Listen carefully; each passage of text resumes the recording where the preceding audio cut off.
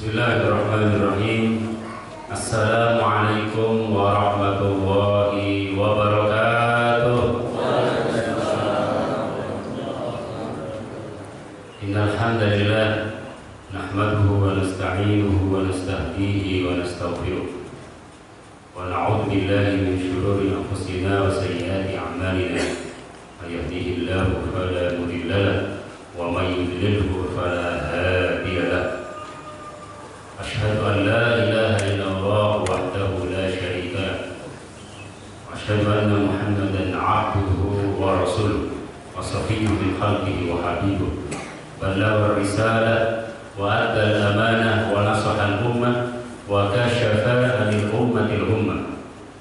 Allahumma shalli wa sallim wa barik wa 'azzim ala nabiyyi rahmah wa ala alihi wa sahbihi wa man tabi'a huda wa mawala, amma ba'd.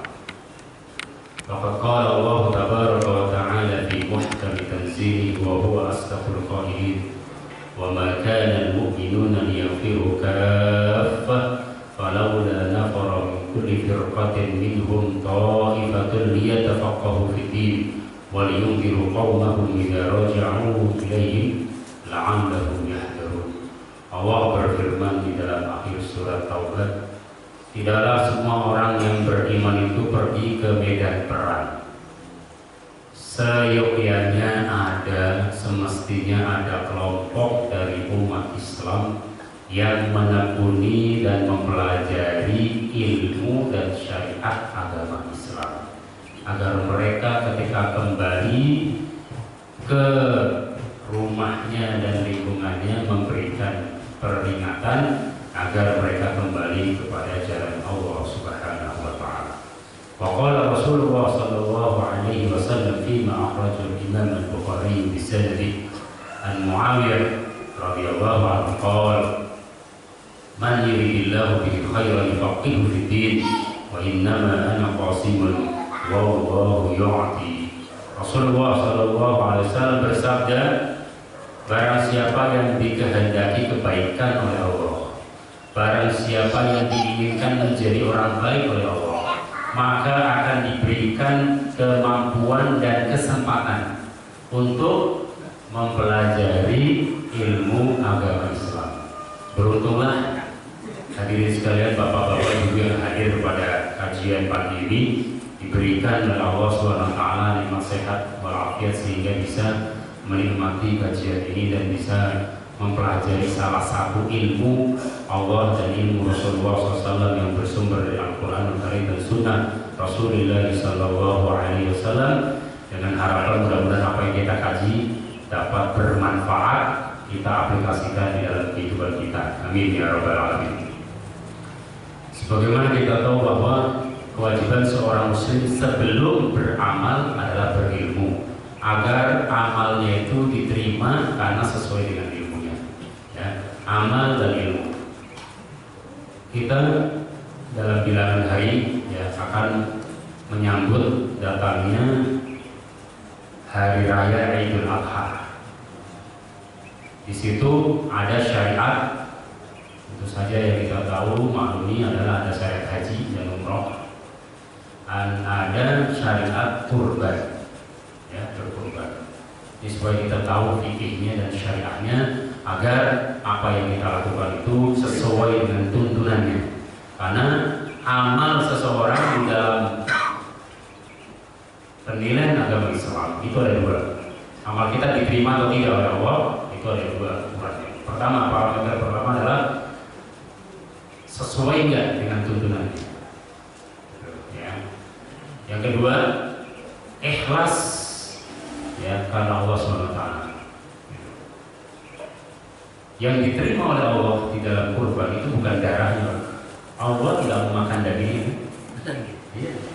Al-Quran mengatakan di dalam surat Al-Hajj, la yanalallahu luhuma wala dima'uha walakin yanaluhu taqwa minkum. Allah tidak menerima daging kurban dan tidak pula tetesan darahnya, tapi yang diterima oleh Allah adalah amal ibadah, taat, iman, ikhlasnya dalam melaksanakan ibadah kurban. Ya. Baik. Jadi kita akan membahas sedikit tentang fikih kurban, ya, atau fiqhul udhiyah. Dalam fikih, dalam bahasa Arabnya al-udhiyah, ya, atau al-dhahiyah. Al-udhiyatu wal-dhahiyatu ismun lima yudbahu minal ibni wal baqari wal ghanami yawman nahri wa ayyam at-tashriqi taqarruban ilallah. Apa sih yang dimaksud dengan kurban? Supaya kita tahu definisinya dan pengertiannya dulu, ya. Terminologi dulu, bahasa akademisnya, terminologinya dulu apa? Pengertian daripada udhiyah atau kurban adalah ismun lima yudbahu minal ibil, sesuatu yang disembelih, arti hewan yang disembelih. Bentuknya adalah sapi atau sejenisnya, kerbau, ya. Mungkin udah jarang sekarang kerbau, ya. Wal bakar, al-ibil itu unta, wal bakar sapi, wal ghanam dan kambing. Ya. Yauman nahr ini jadi terbatas pak hewan-hewan itu, ya, hewan ternak ini terbatas. Nggak ada ayam di sini, nggak ada kurban ayam, ya. Jadi ada itu sapi dan kawannya, yaitu kerbau, kemudian unta. Kalau di Arab Saudi ya unta, kalau kita jarang ya di kebun binatang itu ya. Wal ghanam dan kambing atau domba. Yauman nahr hari raya Idul Adha, wa ayyam tasyrik dan hari-hari tasyrik. Hari tasyrik itu hari 3 hari setelah Idul Adha. Idul Adha tanggal berapa? Hijriah ya. Nah, tanggal 10. Nah, 10 hari raya ya. Kalau 9 apa? Jadi tanggal 10 itu Idul Adha. Berarti ayam tasyrik 3 hari setelahnya berarti tanggal berapa? 11, 12, 13. Jangan keliru dengan ayyamul bid yang disunahkan puasa. Kalau hari tasyrik 3 hari 11, 12, 13 Dzulhijjah haram hukumnya berpuasa. Karena kata Rasulullah itu ayyamu aqlin wa syurbin, hari makan dan minum. Makan Pak, makan banyak, minum, tapi jangan berlebihan. Ya, makan sate kalau saya masih keluar ke sate kaki, sekeliling ya. Baik. Jadi hari makan dan minum, masya Allah ya. Jadi ada hari yang diharamkan untuk puasa, dilarang untuk puasa, yaitu hari raya Idul Fitri, Idul Adha, dan 3 hari setelah hari raya Idul Adha. Kalau ayyamul bid malah disunahkan untuk puasa, luar biasa kan? Itu kalau nggak tahu fikihnya kan nanti jadi puasa ya. Kalau nggak tahu puasa di tanggal 13 ya, apa 11, 12, 13, tanggal 13 Dzulhijjah dia puasa. Puasa apaan? Nggak, ya nggak tahu puasa sunnah. Jadi nggak tahu kalau ini haram hukumnya untuk puasa gitu ya. Jadi itulah aturan yang sudah ditetapkan oleh Allah SWT. Pasti ada hikmahnya dan filosofinya untuk kemaslahatan kehidupan kita sebagai manusia dan hambanya Allah Subhanahu wa Ta'ala. Jadi kalau ayyamul bid itu hitungannya dari tanggal 12. Jadi kalau ayyamul 13, 14, 15. Kalau tadi kan akhirnya 13 ya. Kalau ayyamul tasyrik, kalau itu mulainya tanggal 13 setiap bulan Hijriah. Setiap bulan Hijriah. Yang penting nggak bertabrakan dengan Idul Adha, Idul Fitri atau ayyamul tasyrik ya. 13, 14, 15 dari bulan Hijriah disunahkan untuk puasa.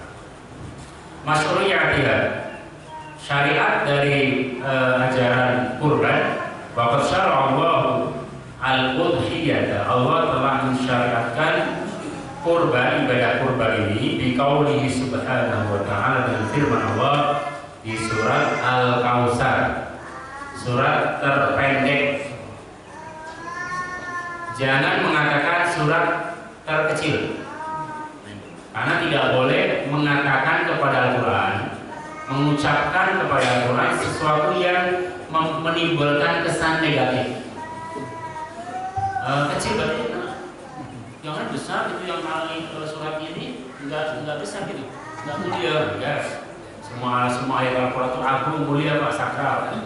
ya, memuliakan ulama. Tapi jangan, makanya kata ulama ahli tafsir dan ulumul Quran dalam kitab-kitab seperti kitab Al-Itqan fi Ulumul Quran Imam As-Suyuti, Jalaluddin As-Suyuti abad 10 ya, wafat tahun 911 Hijriah. Atau kitab sebelumnya Abdullah Az-Zarkasi namanya kitab Al-Burhan fi Ulumul Quran, dan kitab yang itu yang klasiknya, yang kontemporernya, yang terkenal itu Manahilul Irfan fi Ulumul Quran karya Profesor Dr. Abdul Azim Az-Zulqani, guru besar tafsir dan ilmu Quran di Fakultas Usuluddin jurusan tafsir hadis Al-Azhar University Kairo. Ya, dan kita mempelajari kitab itu waktu belajar di Mesir. Dari ketiga kitab itu mereka mengatakan jangan mengatakan kepada Al-Quran sesuatu yang menimbulkan kesan negatif atau kesan merendahkan atau meremehkan Quran. Jangan katakan asgharus suwar, surat paling kecil ya, berarti kecil kan? Kecil itu kan ada konotasi. Tapi katakanlah aksarus suwar, surat terpendek ya, pendek enggak? Tetap pendek dan mulia, tetap agung ya. Yaitu surat apa? Surat Al-Kautsar. A'udzubillahi minasyaitonir rajim. Bismillahirrahmanirrahim. Inna a'tainaka al-kautsar. Fasholli lirabbika wanhar inna syani'aka huwal abtar. Inna a'tainaka, kami sungguh kami kata Allah telah memberikan kepadamu wahai Nabi Muhammad al-Kautsar, telaga Kautsar. Di dalam hadis di Sunan Tirmidzi dijelaskan kata Rasulullah, inna mau'idakum al-haud. Nanti janjian kita kata Rasulullah, aku akan bertemu dengan kalian, tunggu saya di telaga Kautsar. Ya mudah-mudahan kita bertemu dengan Rasulullah SAW di telaga Kautsar ya. Itu barang siapa yang meneguk ya dari minum walaupun setetes dari telaga Kautsar, maka la yadma'u ba'daha abadan, dalam hadis-hadis begitu. Dia tidak akan haus selama-lamanya. Kalau kita minum ini ya, kalau kita minum ya, maaf ya, minum ya, dikat dulu ya. Kalau kita minum ini kan masih haus lagi, bentar lagi haus. Tapi kalau apa namanya, telaga Kautsar itu gak akan haus dan dahaga selama-lamanya. Gitu ya, itu janji Rasulullah dalam hadis yang sahih. Wa qaulihi, dan fasholli lirabbika, dan sholatlah, ini sholat Idul Adha. Kemudian sembelihlah hewan kurban. Itu ada urutannya di sini. Jadi sholat dulu baru nyembelih kurban. Kalau dibalik, ini nyembelih kurban dulu baru sholat Idul Adha. Sah nggak kurbannya? Enggak. Jadi ya udah sembelihan biasa aja gitu, sedekah atau apa gitu, tapi tidak bisa dinamakan kurban karena kurban itu syaratnya setelah sholat Idul Adha, dan itu disunahkan agak cepat dibanding waktunya, itu durasinya agak cepat dibanding sholat Idul Fitri, karena Idul Adha ini masih banyak acara untuk penyembelihan kurban. Inna syani'aka huwal abtar, sesungguhnya yang menghinamu dia yang putus dari apa artinya, yang dilaknat oleh Allah Subhanahu wa taala, yang menghina Rasulullah. Mereka menghina Rasulullah, padahal mereka yang menghina itulah yang hina dalam pandangan Allah Subhanahu wa taala.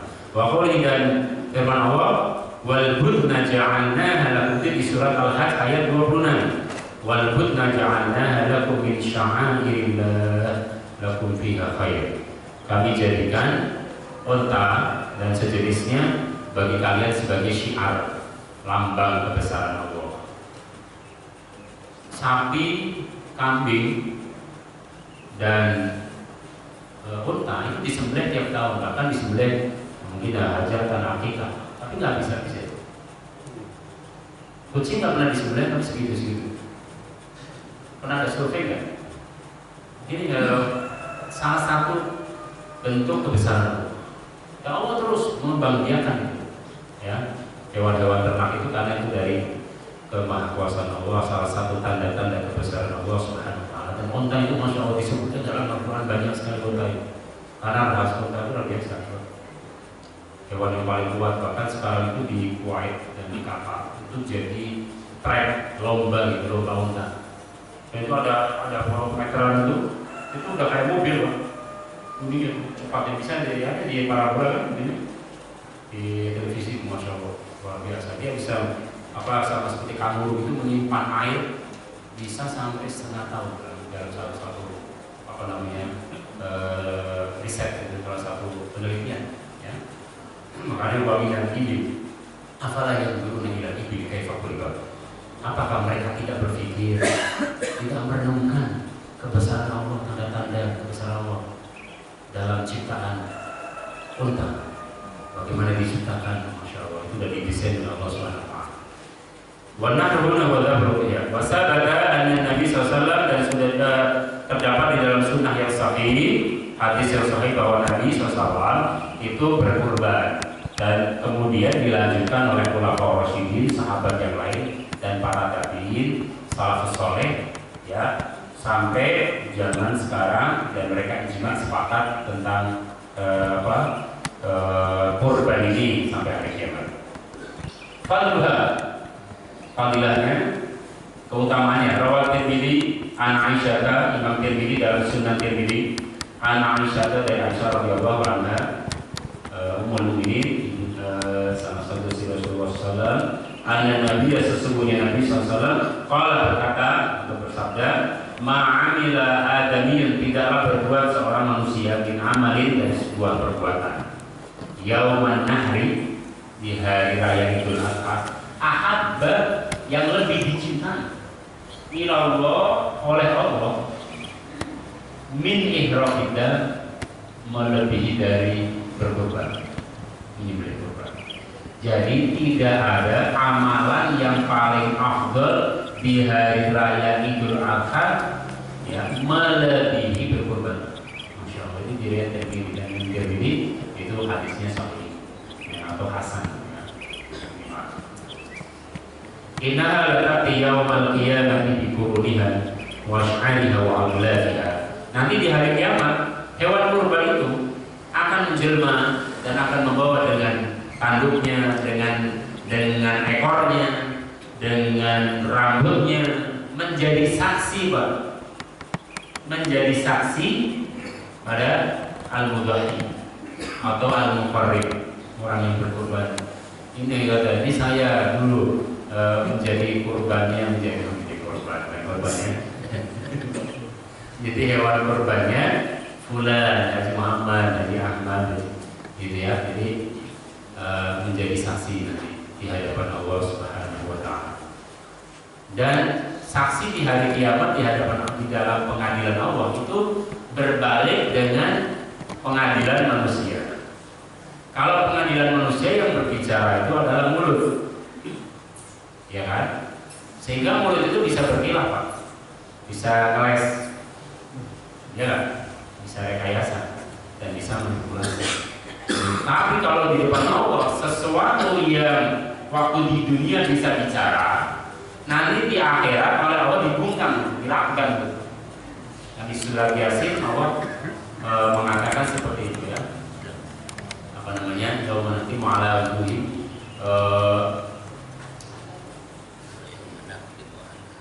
afwahihim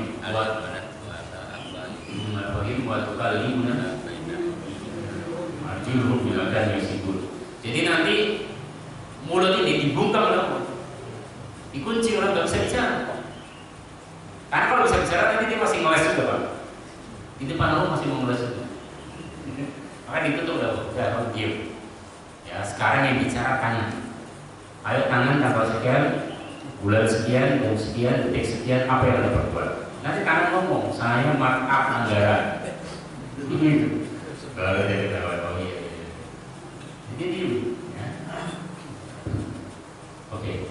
Wa idza la yaqa min Allah makanin qabla an yaqa 'ala al-ardi fatayyibu biha nasan. Maka darah itu akan jatuh dari langit, dari hewan kurban yang disembelih itu. Sebelum darah itu habis, sebelum hewan kurban mati. Artinya ketika dia berkurban dengan niat yang ikhlas karena Allah, mendekatkan diri karena Allah, takarub kepada Allah SWT, itu akan diterima oleh Allah sebelum itu hewan kurban selesai. Subhanallah, ya Allah SWT, kemurahan Allah. Maka fatayyibu biha nasan, perbaiki, ya pilihlah yang berkualitas dari hewan kurban yang ingin Anda salurkan. Ya, bukan sembarangan. Makanya nanti ada syarat khusus hewan kurban. Intinya hewan yang ingin menjadi kurban itu, atau hewan kurban itu harus memenuhi syarat kesehatan. Sehat. Kalau sekarang nggak ada sertifikasi dari dinas kesehatan, ya, dan LPPOM itu nanti ditelitinya hewannya cacat apa enggak. Kalau sehat, ya waras, atau cacat tapi tidak berbahaya, ya, tapi masih wajar itu. Ya, yang menentukan bukan kita, menentukan ahlinya gitu. Ya, maka itu boleh jadi hewan kurban. Hukumnya apa hukum kurban ini? Berkurban. Al-udhiyah sunnatun mu'akkadatun. Nanti sebentar kita diskusi ya. Yang ngantuk-ngantuk bangun. Kalau enggak nanti jadi kurban. Kurban perasaan. Jadi sunnah mu'akkad ini mendekati wajib, Pak. Dan Rasulullah SAW di dalam riwayat yang sahih tidak pernah meninggalkan kurban. Ya, setiap tahun ada ya rezekinya, ada. Makanya niatkan, Pak, niatkan. Niat itu gratis ya. Ya, niat gratis kan? Kalau kurbannya bayar. Tapi kalau niatnya gratis kan? Maka sebelum nanti niat ini kan di bisnis kan, pasti dijual atau apa? Ya, itu gratis. Kita niat dari Allah. Saya ingin melaksanakan sunnah Rasul, yaitu berkurban setiap tahun. Niat itu bukan nadar. Kalau nadar beda lagi. Kalau nadar nanti jadi wajib, Pak. Tapi kalau nadar, saya bernadar ingin kurban menjadi wajib. Dan nanti kalau dia nadar berkurban, maka nggak boleh makan sedikit pun dari kurban itu beda. Ya. Dan yang menyembelih juga nggak boleh diberikan suatu dari kurban itu. Nah, beda dengan kurban biasa yang sunnah muakkad ini. Jadi mayoritas ulama mengatakan bahwa hukum dari kurban ini adalah sunnah muakkad, sunnah yang sangat dianjurkan. Apa bedanya sunnah muakkad dengan ghairu muakkad? Seperti qobliyah maghrib dengan ba'diyah maghrib. Kalau ba'diyah maghrib itu muakkad, tapi kalau sebelum maghrib atau qobliyah itu ghairu muakkad. Apa bedanya? Kalau muakkad itu mendekati wajib. Yang kedua, Rasul nggak pernah ninggalin, tapi nggak wajib. Tapi Rasul nggak pernah ninggalin. Ya, karena saya dengan umatnya kalau diwajibkan nanti repot ya. Yang wajib aja. Ya kan? Ya, kayak tarawih itu kata Rasulullah kalau diwajibkan baru. Ya, termasuk haji juga. Dalam hadis di Sahih Bukhari di Kitabul Hajj kata Rasulullah, "Faradha 'alaikumul hajja fahujju." Faqala al-Aqra bin Habis radhiyallahu anhu. Kata Rasulullah, Allah telah mewajibkan dan memerintahkan kalian untuk berhaji, maka berhajilah. Maka salah satu mu'alaf yang bernama Aqra bin Habis berdiri. Afikul ya'amin ya Rasulullah. Fasakata. Apakah setiap tahun ya Rasulullah? Kata sahabat tanya, setiap tahun haji dan umroh. Rasul diam. Lau qultuhu na'am la wajabat wala mastata. Kalau saya bilang iya, maka menjadi wajib.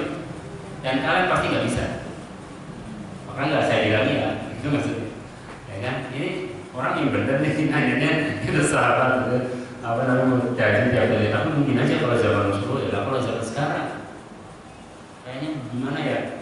Kalau haji orang yang udah haji aja disyaratkan 10 tahun gitu. Kalau di negara lain malah nggak boleh lagi setahun sekali. Di Saudi sendiri itu 5 tahun sekali, Pak. Dia ada tasrihnya, ada surat izinnya. Yang udah haji nanti karena nunggu sama kayak kita. Gitu. Jadi kita tuh sekarang udah belasan puluhan tahun, ada 15 tahun, 20 tahun, 25 tahun, 30 tahun. Maka cepat tuh cucu-cucunya. Pak Helmi cucunya didaftarin haji. Nah, jangan putus asa. Oh, saya belum mendapatkan panggilan haji, jadi kamu Allah gimana Ustaz? Loh, ini ada kurban. Gimana Ustaz kurban nominalnya? Nominal itu gede karena kita ibadah itu gak ada yang berat, Pak. Kalau kita itu menjadi kebutuhan, jangan menjadi beban. Bisa gimana caranya manajernya begini? Tabung setiap bulan dari gaji kita atau pemasukan kita, ya. Yang kira-kira selama 1 tahun 12 bulan itu bisa buat kurban minimal kambing. Kambing harganya berapa sekarang? 35. Hah? 35. 35. Ini bisnis Pak. 5 menit. Ya, jadi misalnya 3 juta, 3 juta setengah. Oke. Nah, kalau 3.500.000 dibagi 12 berapa? 300. Ya. Sekitar 300-an ya. 350 atau 300. 10.000. Bapak, Ibu, ya Bu ya. Mohon diikhlaskan Bu. Ini diingetin bapaknya. Ini ibunya juga ngingetin sih. Pak, udah nabung kurban belum? Sudah. Ya, udah, alhamdulillah. Jadi setiap bulan sisihkan sekitar 300.000 sampai 400.000 dari rezeki yang diberikan Allah kepada kita dan berbentuk gaji dan sejenisnya untuk tabungan kurban. Ditulis itu tabungan kurban. Ya, kalau tiba nggak ada kita bikin sendiri. Gitu. Ya. Gitu. Nah, nanti setelah 1 tahun udah 4 juta dan kurban. Ya, itu bisa setiap tahun. Dan kalau ada rezeki dari Allah SWT ada yang tidak terbuka, ya kan?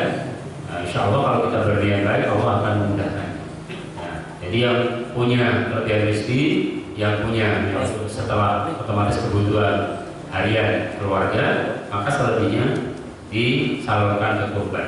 Karena apa? Hukumnya sunnah muakkad, hampir mendekati wajib. Bahkan dikatakan di sini bahwa wa yukrahu tarkuha ma'al alaihi dari hadis Anas, bahkan itu makruh Pak hukumnya meninggalkan kurban. Enggak kurban itu makruh. Itu musawwah saking ini ya sunnah muakkad. Dalilnya adalah hadis Anas radhiyallahu anhu ada di Sahih Bukhari dan Muslim muttafaqun alaih bahwa Nabi SAW itu berkorban dengan 2 domba yang bagus, dalam riwayat yang agak pirang-pirang coklat itu ya, yang gemuk, yang berkualitas sehat ya, tentu yang terbaik yang dipersembahkan untuk sebagai ibadah kepada Allah SWT. Dan Rasulullah menyembelih sendiri dengan tangannya dan baca bismillah dan bertakbir. Riwayat Muslim dari Ummu Salamah bahwa Nabi SAW berkata, "Idza ra'aytum hilal dzulhijjah wa arada ahadukum an yudhiya falyumsik an sya'ri wa afai." Barang siapa yang melihat awal bulan Dzulhijjah sudah mulai berniat untuk berkurban, ya maka jangan sia-siakan kesempatan. Kita belum tentu hidup di tahun depan. Maka ini adalah kesempatan dari Allah dan Rasulullah, sunnah muakkad, sunnah yang sangat-sangat dianjurkan ya untuk berkurban, maka berkurbanlah ya, dipersiapkan dari sekarang. Ya tentu saja salurkan yang masjid yang terdekat kalau kita menjadi jamaah yang istiqomah ya, yang istiqomah. Kalau setiap masjid Pak ya berkurban, ya kita bisa bayangkan bagaimana makmurnya masyarakat dunia Islam Indonesia, masya Allah, ya kan? Nah, kalau setiap masjid itu berkurban semua, misalnya ada berapa, ya kan? Berlomba dalam kebaikan nggak masalah, banyak-banyakan sapi dan kambing. Tapi yang baik gitu ya, artinya bukan iri-irian, bukan iri dalam kebaikan gitu. Nah itu nggak masalah. Ini di sini 100 kambing, ya 50 sapi, nah, terus begitu ya, dan disalurkan kepada yang berhak. Maka tadi kapan wajib? Tadi saya katakan wajib kalau itu bentuknya nadar. Karena hadisnya mana orang yuti Allah kalau barang siapa yang bernadar untuk melakukan kebaikan maka harus dilaksanakan. Baik, hikmahnya apa? Hikmahnya itu adalah ihya lidzikra Ibrahim wa tausi'atan 'alan nas yaumal 'id. Hikmahnya ada 2, ini salah satunya kan yang kita nggak tahu hikmah secara pastinya kecuali Allah Subhanahu wa taala dan Rasulullah sallallahu alaihi wasallam. Tapi salah satunya adalah menghidupkan ya sunnah Ibrahim dan sunnah Rasulullah nakatilas. Ya, kita kan nggak disuruh kurban anak, ya kan? Masya Allah itu deh, rahmatnya Allah ya. Coba kalau beneran itu Nabi Ismail sebenarnya itu menjadi sunnah sampai hari kiamat, bagaimana kita disuruh kurban anak? Itu sih ibunya Nabi Ismail dan Nabi sangat mengalami. Kalau Nabi Ibrahim tahu, tapi ketiga di fadaina di surat As-Saffat ini. Jadi bikin kita ganti itu karena imannya sudah teruji, ini gantinya kalau ya domba yang besar, dan itu menjadi sunnah para nabi. berkorban. Ya. Baik. Dan kama qala Rasul sallallahu alaihi wasallam hiya ayyam aqlin wa syurbin wa dzikrillah. Jadi hari raya Idul Adha dan hari Tasya itu hari makan, minum dan berpikir. Jadi makan minum silakan, tapi jangan lupa Allah. Ya, ada tasyakuran, ada apa ingat, ada tasyakurannya, ada tausiahnya, ada zikir kepada Allah dan makan dan minum silakan ramah-tamah puasa. Jadinya tetapi jangan melalaikan kita dari ingat kepada Allah. Kemudian rawi Imam Ahmad an Nabi Hurairah qala sami'tu Rasulullah sallallahu alaihi wasallam yaqul ni'matul udhiyah al-jidru min al-ghanam. Sebaik-baiknya kurban itu dari apa? Domba gitu ya. Yang berusia yang umurnya 2 tahun. Jadi ada yang setahun, ada yang 2 tahun. Kalau unta 5 tahun. Kalau sapi 2 tahun 3 tahun. Ya. Itu yang umurnya. Ini kalau ada sini mungkin tukang jaga atau dia peternak itu. Ya, ngerti itu umur-umurnya gitu kan dari giginya segala. Oke. Yang tidak boleh dijadikan hewan kurban di sini adalah al-maridho yang sakit, cacat, yang apa namanya buta. Jadi kalau kambing, sapi, unta buta itu nggak boleh dijadikan kurban. Kemudian ya pican dan sejenisnya. Yang intinya yang cacat lah. Tapi kata para ulama yang cacatnya itu apa ya berbahaya. Tapi kalau cacatnya ringan mungkin hanya apa sih kayak mungkin kena rambutnya itu kena apa mungkin ya sama bapak-bapak di terus dia luka dikit gitu. Tapi sehat ya normal udah dites oleh dinas kesehatan nggak masalah maka itu boleh ya. Kadang sekarang sulit mencari yang lurus banget ya. Iya. Waktunya kapan? Waktunya adalah wa yashtaratu fil udhiyati alla tuqba illa ba'da tulu'i syamsi min yawmil 'id wa yamurru min al-waqti qadra ma yusalli al-'id. Waktu menyembelih hewan kurban itu setelah sholat Idul Adha, yaitu setelah terbit matahari syuruk. Ya, jam berapa syuruk sekarang ya? Jam berapa? 6.13. 6.13. Berarti setengah 7. Atau sholat Idul Adha biasanya berapa? Setengah 7 sampai setengah 7 ya? Setengah 7 ya udah syuruk dan lewat syuruk sedikit ya silakan sholat Idul Adha. Dan apabila pahitnya ada kondisi di mana orang ketinggalan ya karena mungkin malamnya mikirin tusuk sate sama gitu nunggu rumah atau DKM saking capeknya ngurusin kurban capeknya tiduran siangan udah gitu udah mau masjid udah pada sholat ini gimana boleh nggak sholat sendiri boleh ya untuk sholat sunnah itu rata boleh dia sholat sendiri tapi jangan dari sekarang sholat sendiri itu gak dapat sunnahnya ya. Manda berhakam belas sholat karena melihat bagi nafsi hadis di Sahih Bukhari dan Muslim. Barang siapa yang menyembelih kurban sebelum sholat Idul Adha maka menyalahi sunnah ya tidak sunni dan dia itu hukumnya bukan kurban. Wa man dabaha ba'da sholat wal khutbataini faqad atamma nusukahu. Barang siapa yang menyembelih kurban setelah sholat Idul Adha dan khutbah maka dia sempurna telah melaksanakan sunnah Rasulnya yaitu kurban. Oke, jawazul musyarakah fil udhiyah boleh kolektif untuk sapi itu mewakili dari 7 orang. Kalau satu orang jatuhnya berapa ya? Kira-kira 267 ya, 267 kira-kira itu silakan.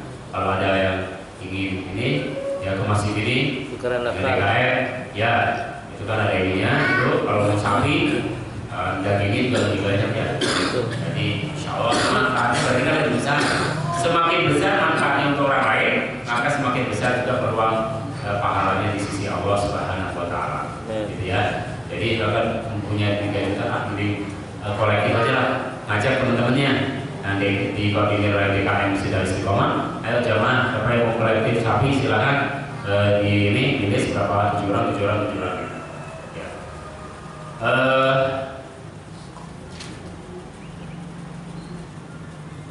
Tauziah ini penting pembagian kurban itu gimana pembagiannya? Yusanul lil mudhahi sunnah bagi orang yang berkurban an yakula min udhiyatihi, untuk makan sedikit Pak, jangan banyak-banyak. Kalau banyak untuk apa ada kurban? Kurban kambing, kambingnya kecil, ya kan? Pahanya diambil, perutnya diambil, enggak. Terus mau dibagi apa Pak?